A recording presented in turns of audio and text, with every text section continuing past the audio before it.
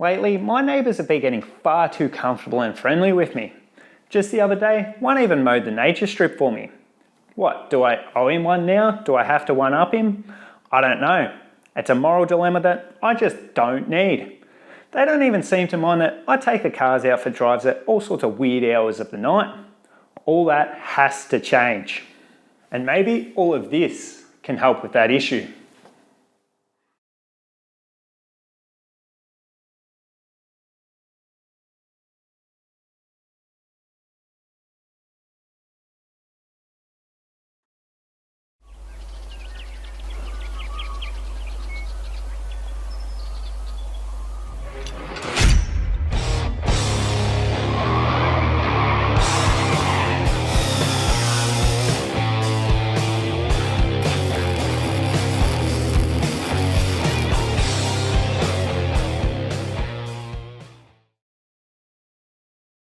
Hey there, welcome to Browney's Garage and the next episode in our Barra Performance mod series. In our previous episode, we took my stock BA XR6 Falcon out to Heathcote Park Raceway to see just how slow it was and whether we could make it go quicker for free by stripping some of the interior out. We then moved on to upgrading the cold air intake using a mix of aftermarket and upgraded factory parts. Today, we move on to the other side of the engine and spend some time doing one of my favourite things in the world. Laying on the cold, hard concrete floor under my car. Should be well worth it though. All going well, we'll pick up power all around and have a much better sounding car at the end of this. Here's the parts we have to do it.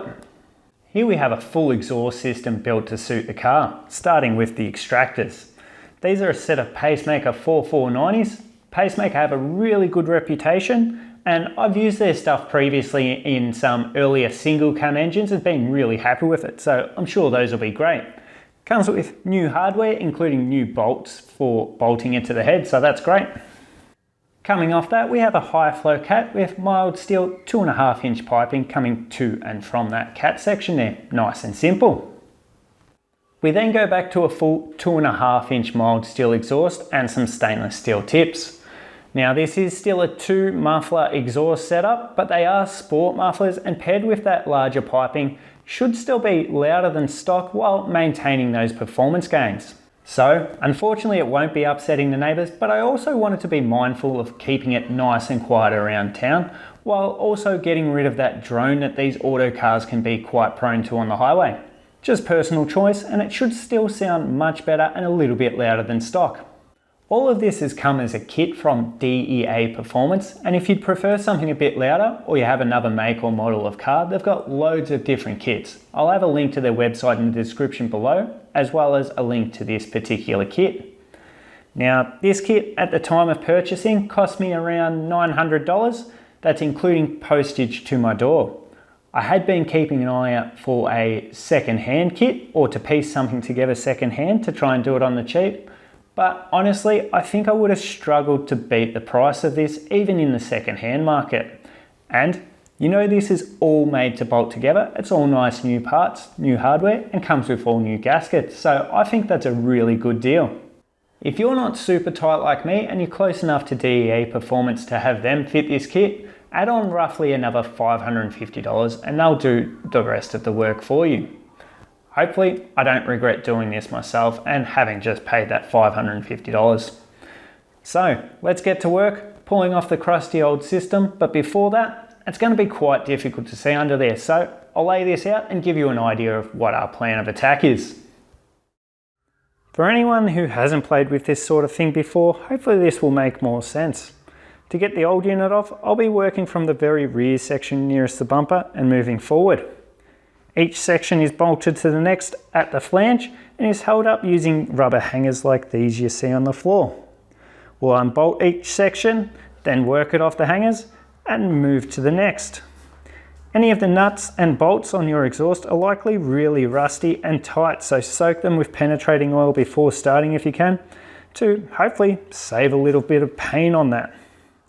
Then, once you get to the stock Extractors, it'll be much the same as this with 12 14mm bolts and also a heat shield, which you won't see on this one. I'll hopefully crack the oxygen sensor loose while that factory header is still on the car Just makes it a bit easier than trying to wrestle it while it's out of the car, as these can be super tight. Just crack it, leave it connected, and we'll pull it all out with the factory header. Alright, let's bring the car in and see what part of that doesn't go to plan.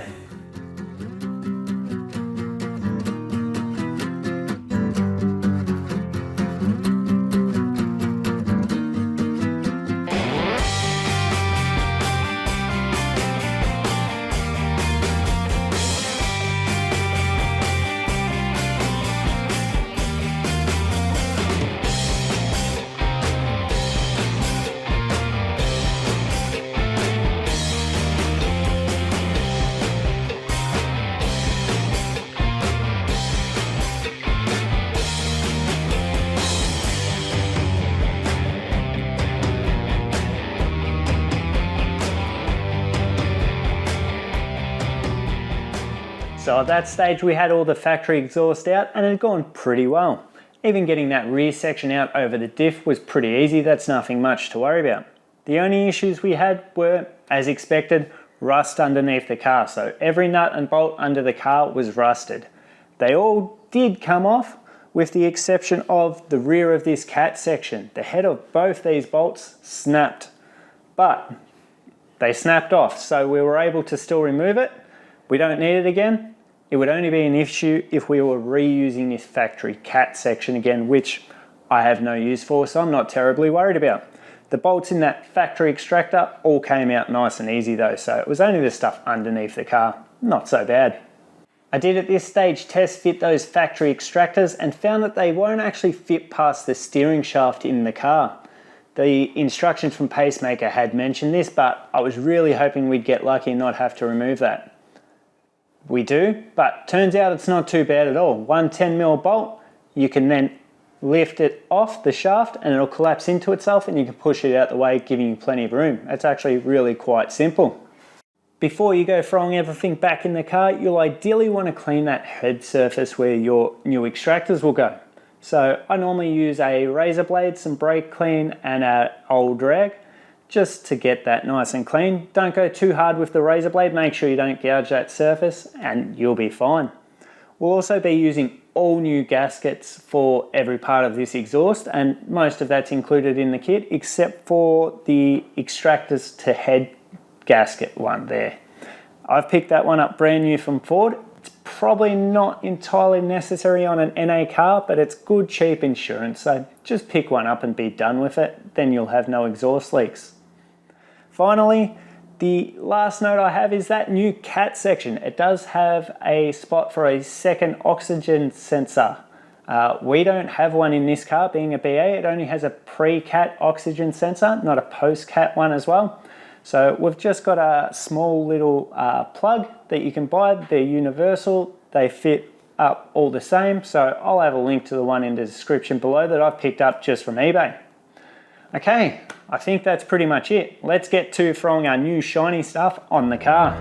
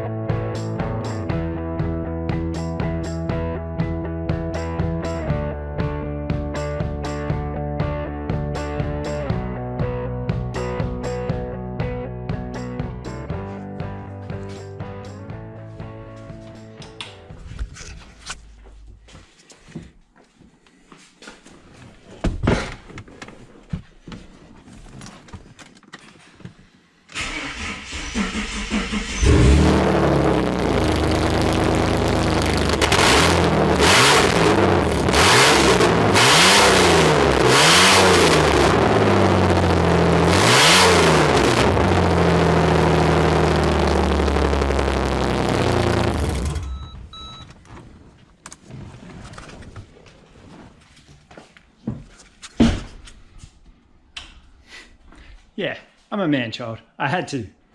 Don't do that at home.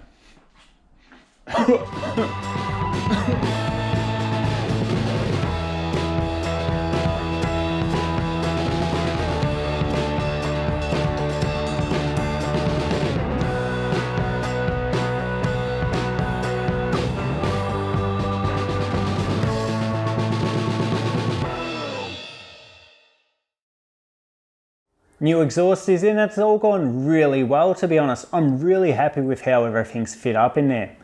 Now, just a few notes. I did spend a bit of time mucking around trying to get the exhaust tips to sit how I wanted in the rear bar there, and I'm still not entirely happy with that. Perhaps I'll do some more playing around in the future. But that is to be expected with anything. You do have to do a bit of finessing with these kits. It hasn't been anything major though. You may also notice that I haven't used those chrome tips in the back. Not too sure if I'll use the ones that are provided or go with something slightly different at this stage, but the straight pipes as they are actually look okay as well, so I might even just run that for a little while I decide. And finally, a note on your factory heater hoses. Now, the instructions from Pacemaker do ask that you try and tie those back away from those new extractors, and I've done that using far too many cable ties. It does look a little bit dodgy, but it will get the job done. I don't expect any issues there, so that's done. Okay, let's get out of the garage. Let's go for a drive and see how this thing sounds and performs now.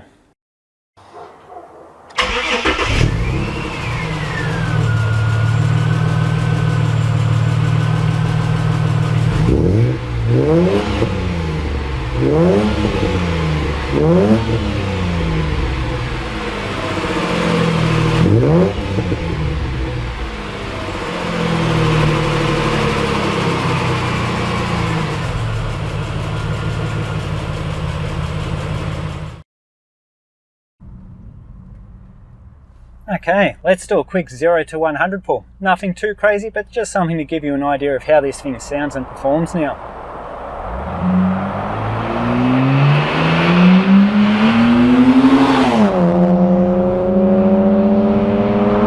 And that's about 100 there. So hopefully you can hear that on the microphone there. It is a little bit louder and a little bit deeper. Sounds great to me. Pretty happy with it. Probably could have gone a touch louder, but we'll see how this goes. I'm quite happy with it overall. Performance is definitely there. We've definitely picked up all around. It is much happier to rev now. So especially in the top end, you really notice the gains with this particular system, I think. So much happier to rev out. That is, of course, only based on my bummometer, so not exactly a finely tuned instrument. We'll have to wait until we go back to the track to get some actual results. Overall then, I am super happy with this kit, especially for the price. It's so cheap for what you get. The fitment's been really quite good. The sound and performance should be there. So really, overall, this is a great kit for the price. Check out DEA Performance if you're interested. Again, links down in the description below. Now, this isn't quite ready to go back to the track yet. We've got a little bit more coming, hopefully, so stay tuned for that. Make sure you subscribe, and of course, as always, if you've enjoyed this, make sure you like and consider sharing with a mate for us. It helps keep these videos coming. I'm going for a bit more of a drive to see if we can burn in this exhaust a bit more. Cheers.